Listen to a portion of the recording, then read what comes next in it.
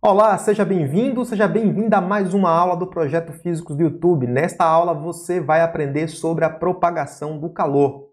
Presta atenção neste vídeo. A câmera de infravermelho detectou um instante exato que a senhora soltou um pum.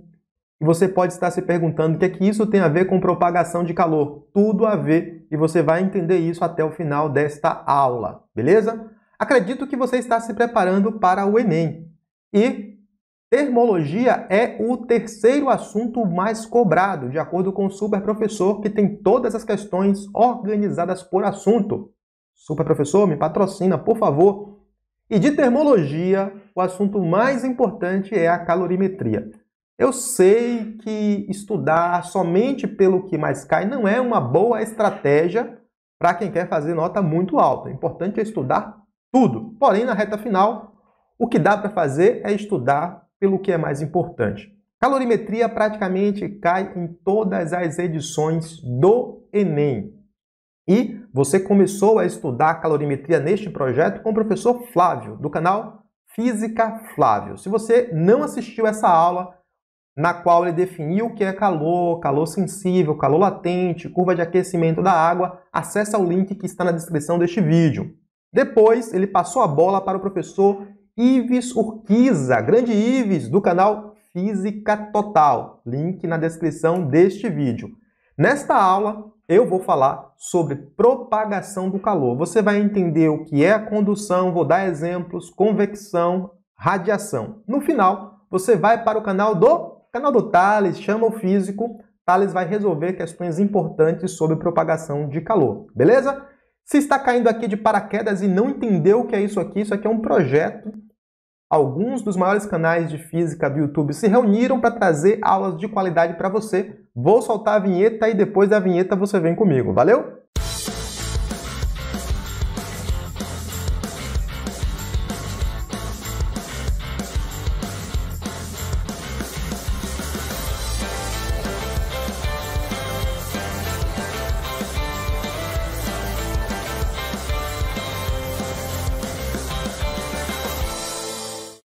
Meus amigos, que equipe! Agora eu vou com o Thales. Sei que o pessoal reclama toda vez que toca essa vinheta porque não tem mulher na equipe. Estamos recrutando aí professoras de física que queiram integrar futuras edições do projeto. É só chamar no privado e que a gente conversa, tá? Para poder compor a equipe aí também com o público feminino. Vamos nessa? Vamos nessa! O que é calor? Só revisando. Eu sei que você já assistiu a aula do professor Flávio, mas eu quero que você entenda de uma vez por todas o que é o calor, para a partir daí você prosseguir compreendendo a sua propagação. E também eu quero exibir essa animação que eu fiz em 2005 nos primórdios do Física Interativa. O que é calor? Tenho dois corpos com temperaturas diferentes e vou encostá-los. Ao encostá-los, começa então a haver transferência de energia do corpo mais quente para o corpo mais frio. A partir de um certo instante, vai acontecer o equilíbrio térmico, mesma temperatura. Cessa a transferência de energia, cessa o calor. Os livros normalmente definem o calor como sendo energia térmica em trânsito, que flui entre corpos que estão com temperaturas diferentes. Eu gosto de definir o calor como um processo de transferência de energia entre corpos que estão com temperaturas diferentes. Por que eu gosto de definir assim? Quando eu defini trabalho, lá na mecânica, eu falei que trabalho é um processo de transferência de energia quando você aplica uma força a um corpo. Tá? Um corpo transfere energia ao outro realizando trabalho. Você não diz que sua mão tem trabalho, que a cadeira tem trabalho. Ninguém tem trabalho. Trabalho é uma forma de transferir energia através de uma força. Da mesma maneira, eu posso pensar o calor. Calor é uma maneira que eu tenho de transferir energia térmica e eu posso transferir essa energia térmica quando os corpos estão com temperaturas diferentes e, a partir daí, essa transferência acontece, que pode ser por contato, condução, pode ser por convecção, pode ser por radiação. Aqui eu só me referi, por enquanto, ao contato.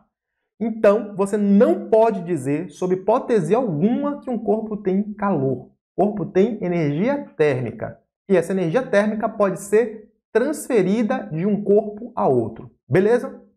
Tá claro o que é calor? Se tá claro, vamos continuar. Nesta aula, eu vou detalhar para você o processo de propagação do calor por condução que ocorre em meio material sem transporte de matéria. Depois, vamos discutir a convecção que ocorre em meio material com transporte de matéria. As moléculas vão se deslocar de um ponto a outro. E depois vamos para a radiação, que não precisa de meio material. Normalmente, o meio material atrapalha. E acontece através das ondas eletromagnéticas. Eu vou detalhar aqui os 3 processos, beleza? Vamos começar pela condução. Você já aprendeu o que é temperatura. Temperatura é uma grandeza que mede o grau de agitação molecular das substâncias, que está relacionada com a energia cinética média. Na prática, quanto maior for o grau de agitação, maior é a temperatura. Olhando para estes 2 corpos, qual é a sua conclusão? Qual deles tem maior temperatura? O corpo que está em cima. Por quê? Porque as moléculas estão mais agitadas. Vamos supor que o de cima tenha uma temperatura de 80 graus Celsius e o de baixo 20 graus Celsius. Estou aqui chutando. Quando eu coloco os 2 corpos em contato, aqui eu estou supondo que eles estão isolados, tá? Isolados termicamente entre si, porque senão vai transferir calor através da radiação, através do espaço mesmo. Estou supondo que eles estão termicamente isolados. Só vai começar a haver a transferência quando eles entrarem em contato. Então, vou colocá-los em contato. A partir do momento que entra em contato, começa a haver a transferência de energia. Observe que essa transferência de energia acontece sem deslocamento de matéria. Simplesmente a molécula que está com energia maior transfere energia para a vizinha, para a vizinha, para a vizinha, para a vizinha. E isso é o que nós chamamos de propagação do calor por condução. Definimos então assim: condução é o processo de propagação de calor por meio da agitação molecular, sem qualquer movimento das partículas do material como um todo. Não é necessário que uma partícula que esteja com alto grau de agitação cá em cima saia deste lugar e venha para cá. Não é necessário. Ela consegue transferir energia vizinha a vizinha, como uma mola, e isso vai se propagando até que, na média, todas as moléculas terão aí o mesmo grau de agitação, portanto, terá atingido o que nós chamamos de equilíbrio térmico. Beleza? Tá claro o que é condução para você? Se está claro, vamos seguir. É muito comum em problemas de calorimetria, quando pede algum tipo de cálculo, perguntar sobre o fluxo de calor. O fluxo de calor é representado por essa letra φ e mede a taxa de transferência do calor em joules por segundo. Portanto, é a quantidade de calor dividido pelo tempo. Esta quantidade de calor no sistema internacional é medido em joule, o intervalo de tempo é medido em segundos, portanto, o fluxo de calor no SI é joule por segundo. No entanto, entretanto, todavia, nas questões de vestibular, é muito comum cair a unidade usual. Ao invés de utilizar o joule, utiliza a caloria. Neste caso, quantidade de calor medida em caloria, o intervalo de tempo continua sendo medido em segundos e, neste caso, o fluxo de calor vai ser caloria por segundo. Preste atenção sempre às unidades de medida. E, normalmente, na prova vai aparecer a relação dizendo que uma caloria é igual a 4,186 joule ou aproximadamente 4,2 joules. Presta atenção porque isso vem na prova. É comum também problemas deste tipo. Você tem uma fonte quente, uma fonte com maior temperatura, outra uma fonte fria. Pode ser, por exemplo, uma janela. A parte externa e a parte interna da casa. Uma com temperatura ambiente e a outra com a temperatura devida ao ar-condicionado. Vai haver aí um fluxo de calor entre a parte interna e a parte externa. E é possível mostrar que este fluxo de calor depende de uma constante, essa constante K depende do material que é constituída a parede que separa as duas fontes de calor. Então, K é chamada de condutibilidade térmica. Depende da área, quanto maior for a área de contato, maior vai ser a taxa de transferência de calor. Depende da diferença de temperaturas, quanto maior a diferença de temperaturas, maior será a transferência de calor. e é inversamente proporcional ao comprimento. Quanto maior for a espessura, menor vai ser a taxa de transferência de calor, porque se você aumenta a espessura, você dificulta o processo de propagação. Essa expressão é conhecida como lei da condução térmica ou também lei de Fourier.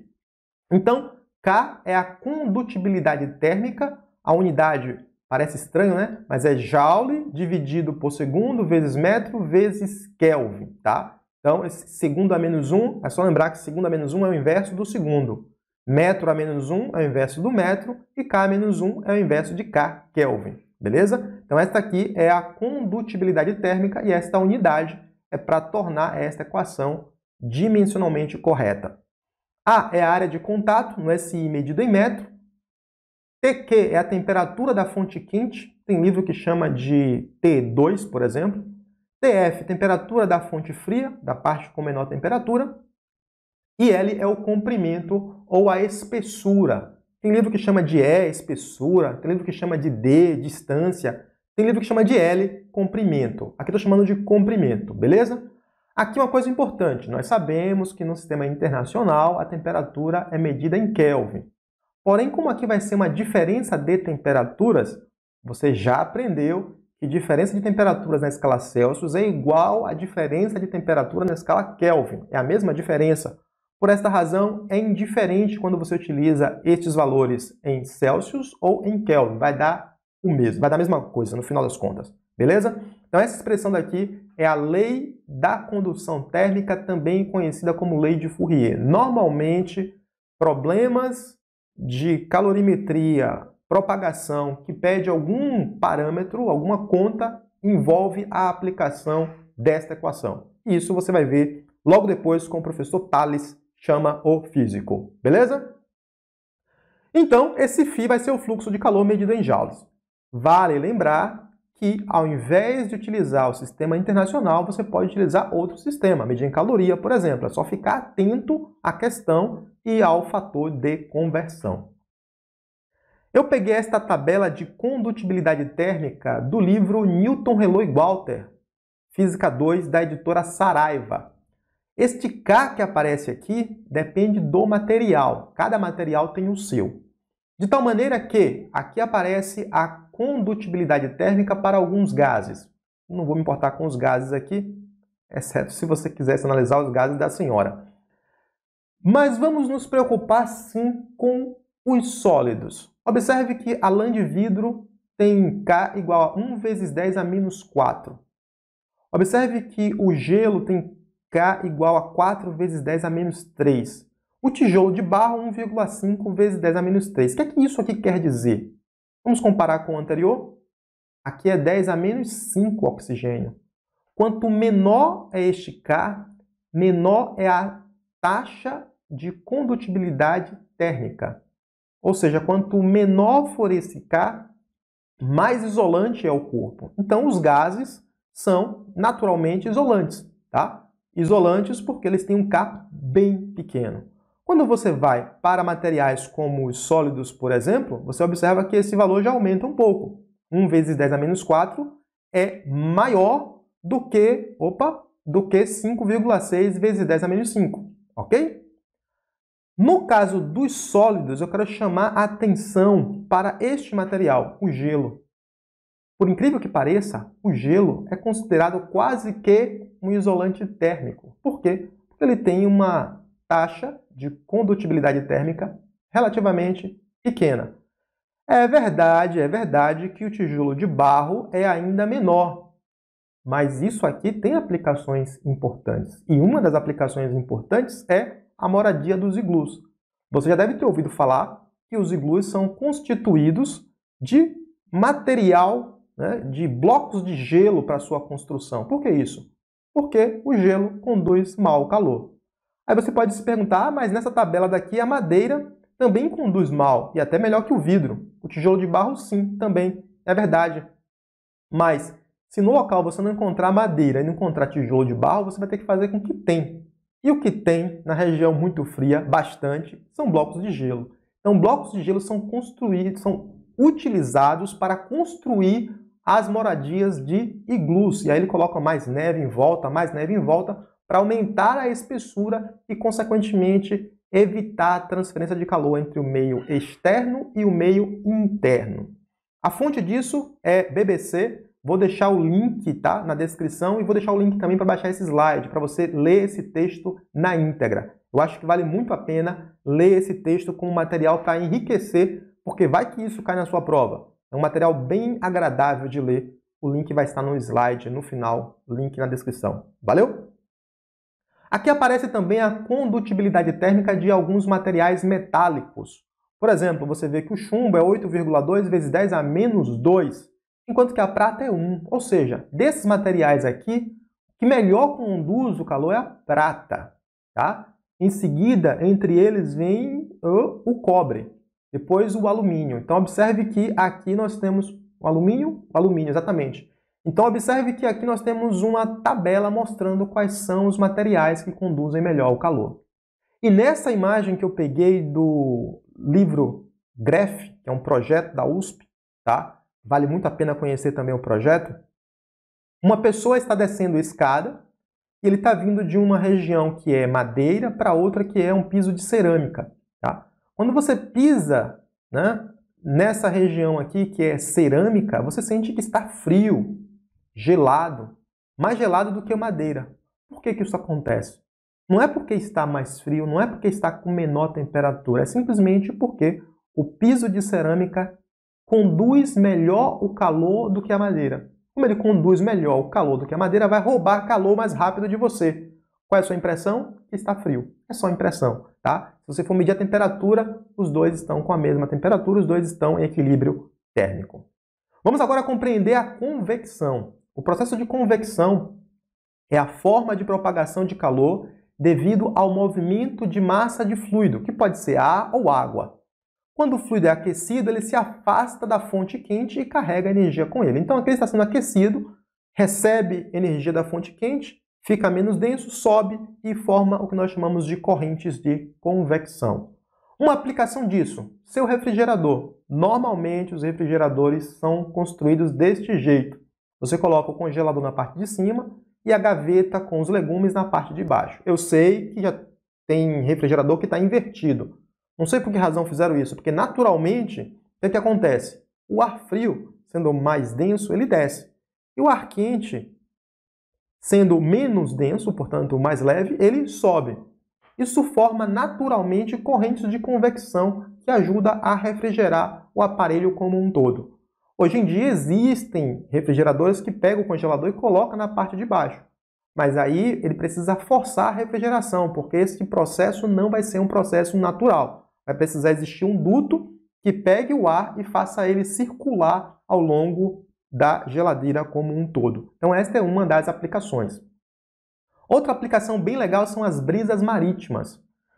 Por exemplo, numa manhã, por volta de 8 horas, a temperatura da água está aproximadamente igual à temperatura da areia. Neste caso, praticamente não há brisas marítimas. À medida que vai passando o tempo, né, a areia vai aquecer e a temperatura da areia vai ficar maior do que a temperatura da água. Qual vai ser o resultado disso? O resultado disso é que, se aqui fica com temperatura maior, o ar que estiver em contato com esta areia vai subir. Quando sobe, provoca aqui nesta região uma região de baixa pressão. O ar que está sobre o mar vai ocupar esta região de baixa pressão. Enquanto ele sobe, ele vai resfriando e vai acabar trocando o calor com o mar. Então, durante o dia, nós temos uma brisa que vai estar soprando do mar para a terra. Chamamos isso de brisas marítimas. Então, observe que há uma troca de calor entre o mar e a terra neste sentido, soprando do mar para a terra. Quando escurece, a areia começa então a esfriar. E ela esfria mais rápido do que a água do mar. Você aprendeu lá com o professor Flávio de que a água tem um calor específico relativamente alto. A água é 1 caloria por grama grau Celsius, enquanto que a areia do mar é em torno de 0,25. É cerca de 4 vezes menos. O que isso quer dizer? Quer dizer que a areia vai esquentar muito rápido, mas também vai esfriar muito rápido. Então, à noite, acontece o processo inverso. A areia vai esfriar bastante, enquanto a água do mar vai esfriar um pouquinho, não muito. Isso vai fazer com que as moléculas de ar que estão sob o mar vão estar mais quentes, vai subir.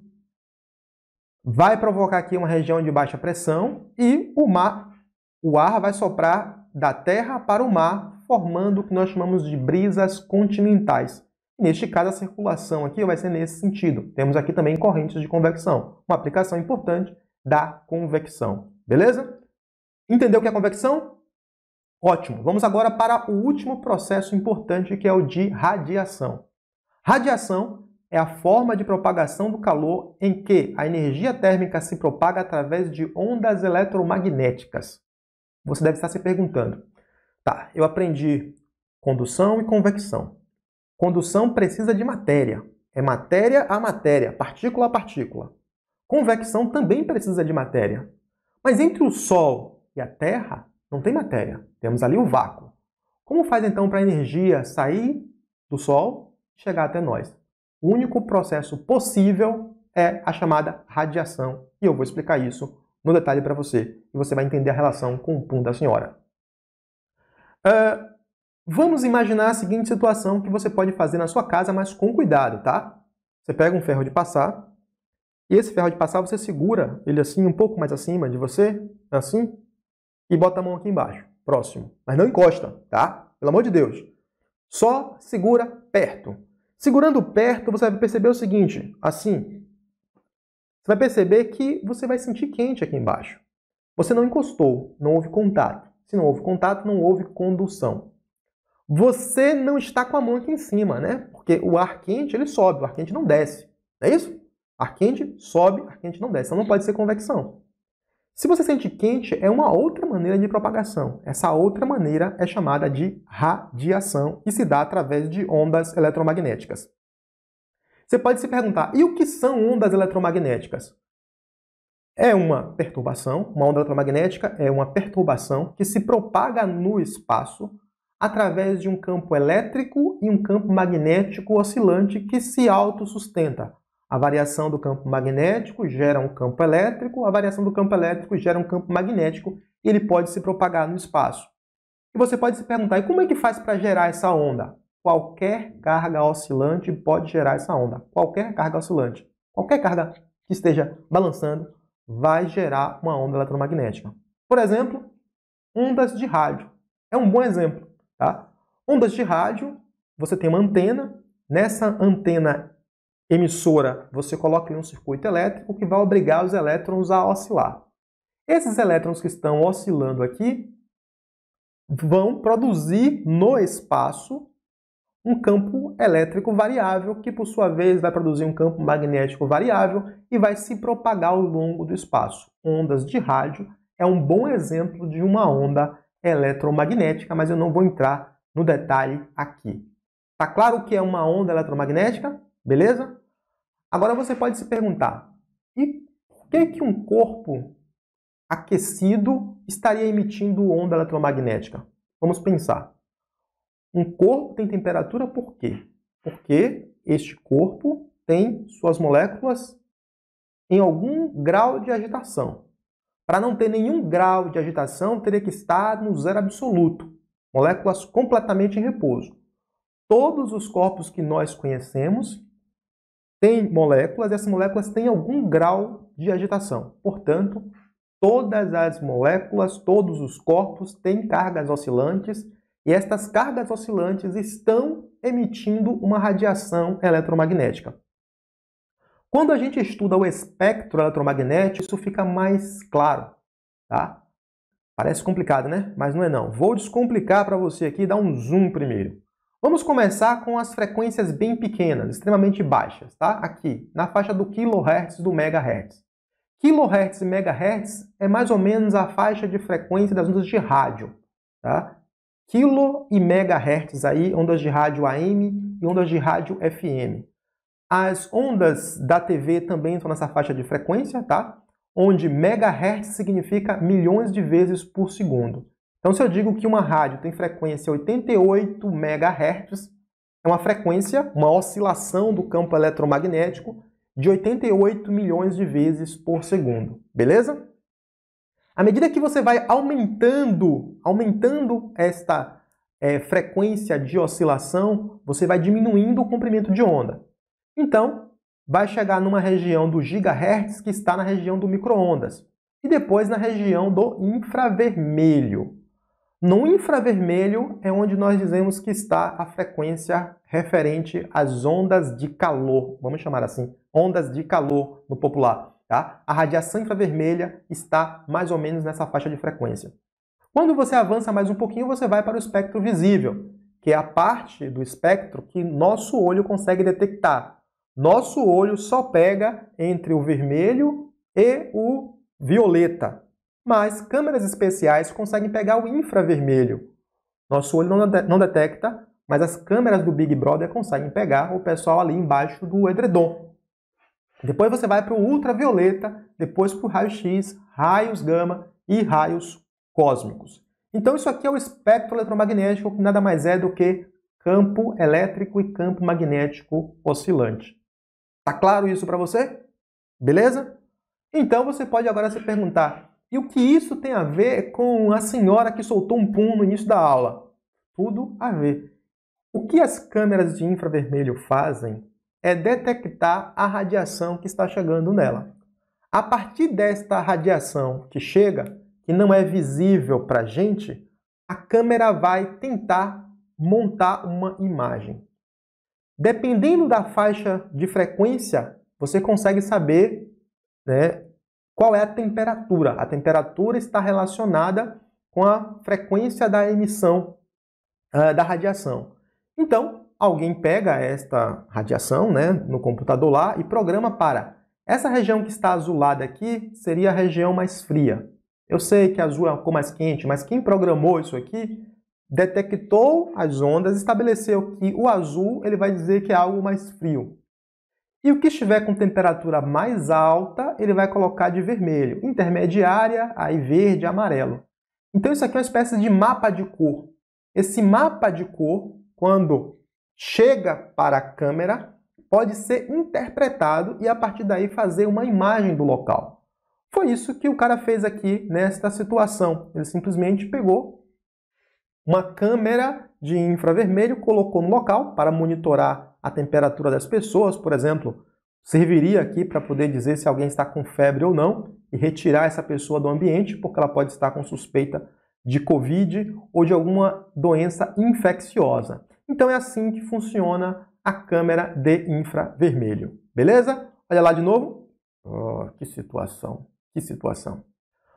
Então, eu espero que você tenha entendido qual a relação da câmera de infravermelho com a propagação do calor. Aqui o calor está se propagando por radiação, uma câmera está pegando isso e está fazendo o mapa de temperaturas do local. E aí, claro, quando o pum sai mais quente, né? Então a câmera pega, é natural. Beleza? Uma última aplicação importante é a garrafa térmica. A garrafa térmica ela foi projetada para tentar impedir a troca de calor. Se você bota um café quente, deve permanecer quente. Se você bota um suco gelado, deve permanecer gelado. Como que a garrafa térmica vai fazer isso? Ora, você botou um líquido aqui, vamos supor que ele esteja quente. Ele estando quente, dentro desse recipiente aqui no meio é feito vácuo. Não é bem vácuo perfeito, é ar rarefeito. Se tem poucas partículas de matéria, não dá para propagar por condução e nem por convecção. Então, o vácuo entre as paredes vai impedir a propagação de calor por condução e por convecção. As paredes são espelhadas. O espelhamento tenta evitar a propagação de calor por radiação, porque a radiação bate no espelho e volta. Então, se você colocar algo quente, este conjunto vai impedir a troca de calor entre a parte de dentro e a parte de fora, que vai estar mais frio. Então, o calor vai ser impedido, né, de se propagar de dentro para fora da garrafa. Se você fizer o inverso, colocar algo gelado aí dentro, colocou algo gelado, a temperatura está inferior à do ambiente. O ambiente estando a temperatura maior, o calor vai tentar entrar na garrafa. Qual o resultado? Bate na parede espelhada e volta. E o vácuo vai impedir a propagação por condução. Claro, isso aqui não é perfeito. Em algum momento tem contato aqui na tampa de vedação, tem contato aqui embaixo e com um certo tempo vai acontecer do café esfriar, do suco esquentar, mas leva mais tempo do que se você colocasse numa garrafa normal. Então, eu espero que você tenha entendido os processos de propagação do calor, condução, convecção e radiação. Se você entendeu e anotou as duas expressões matemáticas que eu falei nesta aula, agora você vai para o canal do grande Thales, Chama o Físico, que vai resolver questões com você. Um grande abraço e eu te vejo no próximo vídeo. Tchau! Agora partiu! Canal do Thales, Chama o Físico. Vem, Thales!